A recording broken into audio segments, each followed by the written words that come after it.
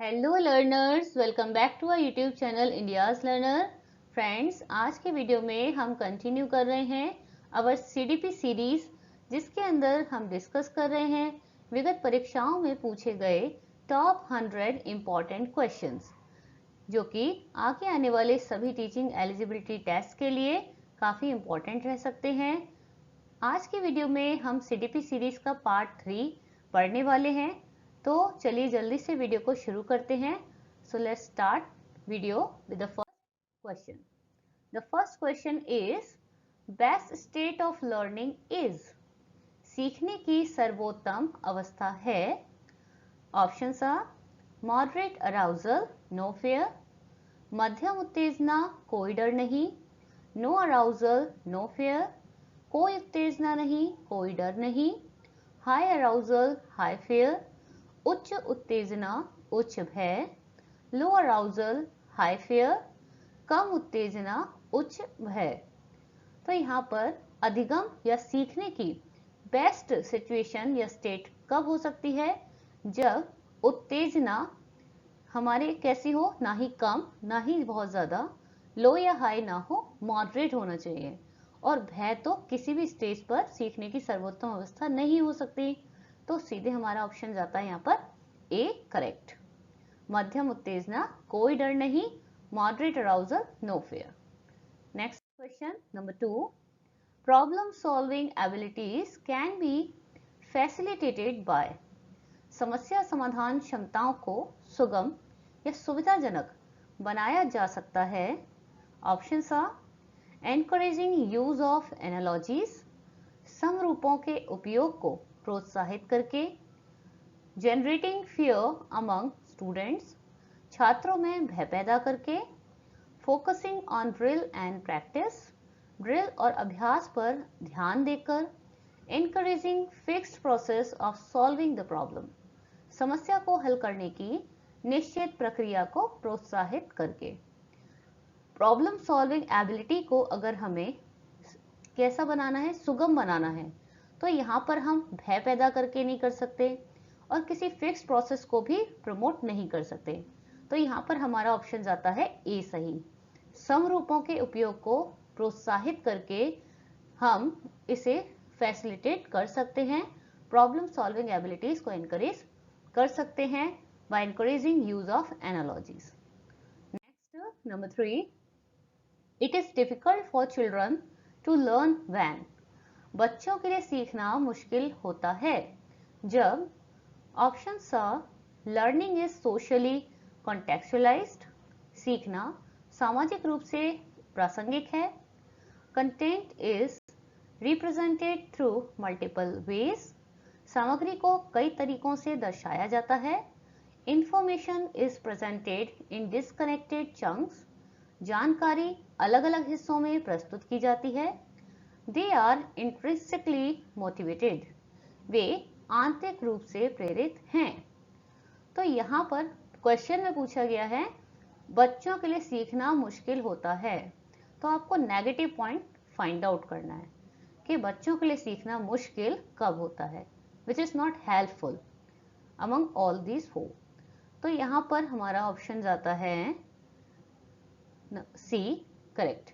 जानकारी जब इंफॉर्मेशन अलग अलग हिस्सों में प्रस्तुत की जाती है तो बच्चों के लिए सीखना थोड़ा मुश्किल हो जाता है। Next number 4, conceptual understanding among students is likely to improve in the settings which emphasize on। निम्नलिखित में से कौन सी परिपाटी छात्रों की वैचारिक समझ को बेहतर बनाने में सहायक है? ऑप्शंस आर फ्रीक्वेंट एग्जामिनेशन, बार बार परीक्षाएं देना, इंक्वायरी एंड डायलॉग, पूछताछ और संवाद, कॉम्पिटिशंस प्रतियोगिताएं, टेक्स्ट बुक सेंट्रिक पेडागोजी, पाठ्य पुस्तक केंद्रित शिक्षा शास्त्र। तो बच्चों की जो वैचारिक समझ है, कॉन्सेप्चुअल अंडरस्टैंडिंग है, वह बढ़ती है इंक्वायरी और डायलॉग से। तो यहाँ पर हमारा ऑप्शन हो जाएगा B, correct. Next number 5, evaluation practices should aim at. मूल्यांकन पद्धति का लक्ष्य होना चाहिए। Options are identifying students need and requirement, छात्रों की ज़रूरतों और आवश्यकता की पहचान करना, identification of high achievers for prize distribution, पुरस्कार वितरण के लिए उच्च उपलब्धि हासिल करने वाले की पहचान करना, लेबलिंग ऑफ स्टूडेंट्स, छात्रों को नामांकित करना, segregation of students for ability based group, योग्यता आधारित समूहों के लिए छात्रों को अलग करना। तो यहाँ पे हमारा ऑप्शन सही हो जाएगा ए। मूल्यांकन पद्धति का लक्ष्य होना चाहिए कि वह चाइल्ड सेंट्रेड होना चाहिए, लर्नर सेंट्रेड होना चाहिए। तो छात्रों की जरूरतों और आवश्यकताओं की पहचान करना ही इसका ए होना चाहिए। तो ऑप्शन ए हमारा करेक्ट रहेगा। Next number 6, individual differences in development of children can be attributed to, बच्चों के विकास में व्यक्तिगत अंतर या वैयक्तिक अंतर के लिए जिम्मेदार ठहराया जा सकता है। Options are neither heredity nor environment, ना आनुवांशिकता और ना ही पर्यावरण, interplay of heredity and environment, आनुवांशिकता और पर्यावरण की परस्पर क्रिया, हेरिडिटी ओनली केवल आनुवांशिकता, एनवायरमेंट ओनली केवल पर्यावरण। तो इससे मिलता जुलता क्वेश्चन हमने पार्ट 2 में डिस्कस किया था, जहां पर हमने बात की थी डेवलपमेंट की बच्चों के, जिसके लिए आनुवांशिकता और पर्यावरण दोनों ही महत्वपूर्ण कारक हैं। इन दोनों की परस्पर क्रिया से ही, इंटरप्ले से ही बच्चों का विकास संभव है। तो ऑप्शन बी हमारा यहाँ पर करेक्ट हो जाएगा। Next number 7, according to Lawrence Kohlberg's theory, performing an act and doing something because others proves it represents which stage of morality? Lawrence Kohlberg के सिद्धांत के अनुसार किसी कार्य को इसलिए करना क्योंकि दूसरे इसे स्वीकार करते हैं, नैतिक विकास के यह किस चरण का प्रतिनिधित्व करता है?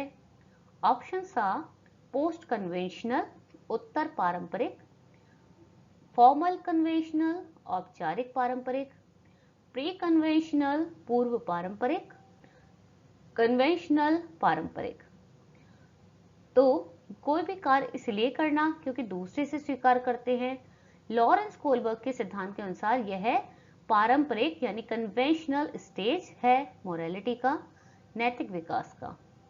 चलिए next number 8, constructivist view of learning suggest that children construction of their own knowledge, सीखने का संरचनात्मक दृष्टिकोण बताता है कि बच्चे ज्ञान की संरचना में क्या करते हैं। ऑप्शन देखेंगे, option are play an active role, सक्रिय भूमिका निभाते हैं, are solely dependent on text books, पूरी तरह से पाठ्य पुस्तकों पर निर्भर है, have no role to play, बच्चों की कोई भूमिका नहीं है, are solely dependents on adults for, वे पूरी तरह से वयस्कों पर निर्भर है। तो संरचनात्मक दृष्टिकोण बताता है कि बच्चे ज्ञान की संरचना में यानी कंस्ट्रक्शन में एक्टिव रोल प्ले करते हैं। Option A is correct here. Next number 9, pre operational stage in Jean Piaget's theory of cognitive development characterises, Jean पियाजे के संज्ञानात्मक विकास के सिद्धांत में पूर्व संक्रियात्मक अवस्था में विकास का मुख्य गुण क्या होता है? Option are hypothetico deductive thinking, परिकल्पित निगमनात्मक सोच, ability to conserve and seriate objects, वस्तुओं को संरक्षित और क्रमबद्ध करने की क्षमता, डेवलपमेंट ऑफ एब्स्ट्रैक्ट थिंकिंग, अमूर्त सोच का विकास, सेंट्रेशन इन थॉट, विचार में केंद्रीकरण।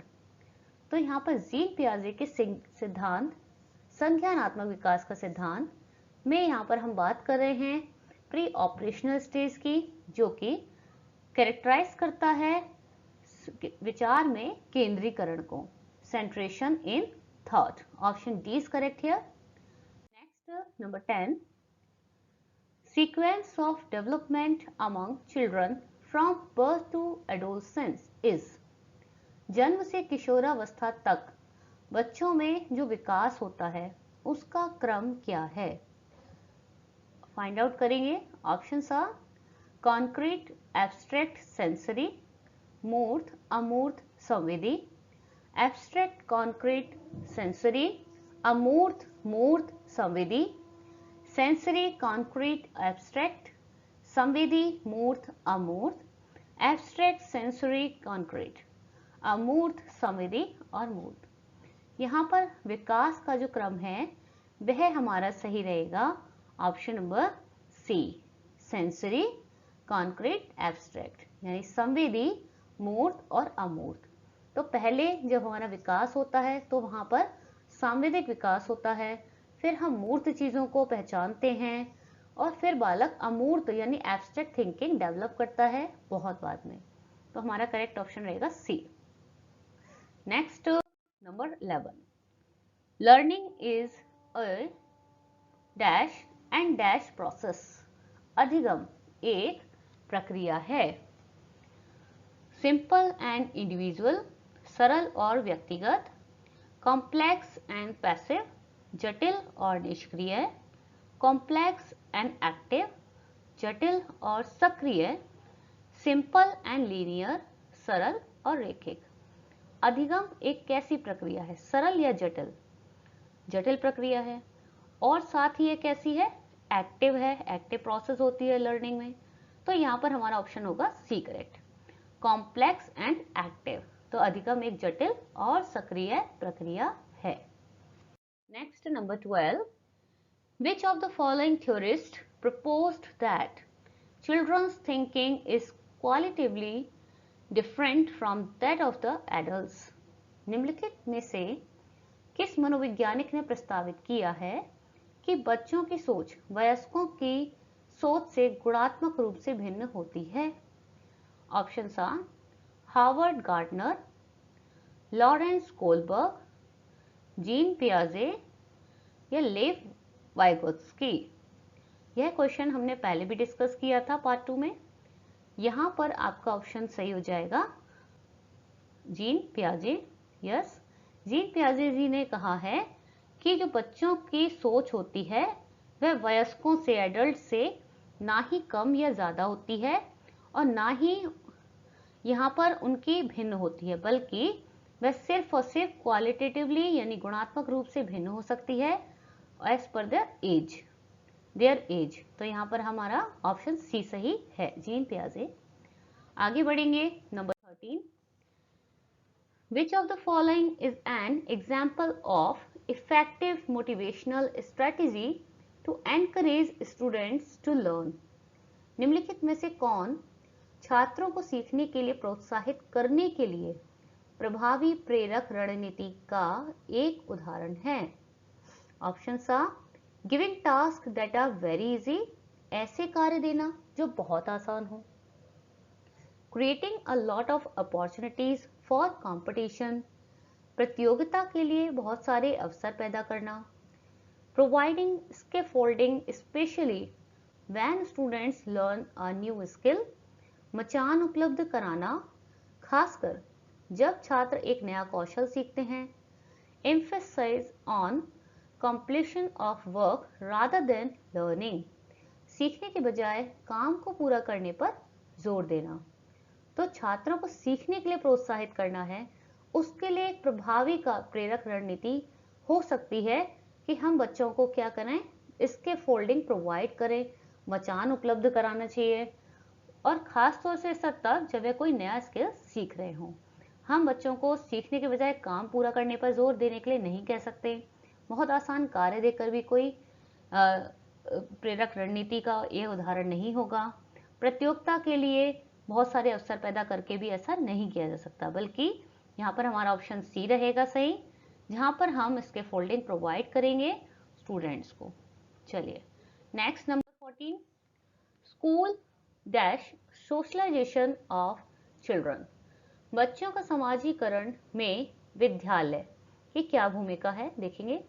Options are is a primary agency of प्राथमिक एजेंसी है, इज अ सेकेंडरी एजेंसी, माध्यमिक एजेंसी है, does not play any role in, की कोई भूमिका नहीं है, plays very little role in, की बहुत कम भूमिका है।